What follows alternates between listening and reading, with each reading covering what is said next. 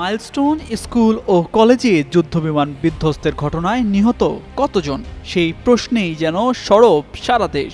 সামাজিক যোগাযোগ মাধ্যমে কেউ কেউ তুলেছে তথ্য গোপনের অভিযোগও। এমন অবস্থায় নিহতের সংখ্যা নিয়ে দুই রকম তথ্য দিয়েছে আইএসপিআর ও স্বাস্থ্য অধিদপ্তর। বুধবার এক প্রতিবেদনে বিবিসি জানায়, মাইলস্টোন স্কুল অ্যান্ড কলেজে বিমান বিধ্বস্তের ঘটনায় নিহতের বিষয়ে স্বাস্থ্য অধিদপ্তর ও আন্তঃবাহিনী সংযোগ পরিদপ্তর দুই রকমের তথ্য দিয়েছে।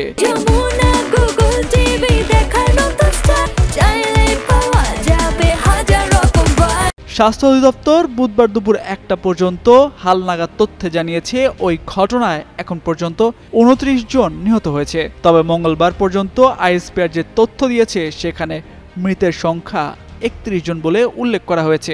এ বিষয়ে স্বাস্থ্য অধিদপ্তরের একজন কর্মকর্তা গণমাধ্যমকে বলছেন, তারা প্রতিটি মৃত্যুর নাম, পরিচয় সহ যাচাই বাছাই করে তালিকা প্রকাশ করছেন, ফলে তাদের তথ্যে ভুল দেওয়ার সম্ভাবনা কম বলেও তারা দাবি করছেন।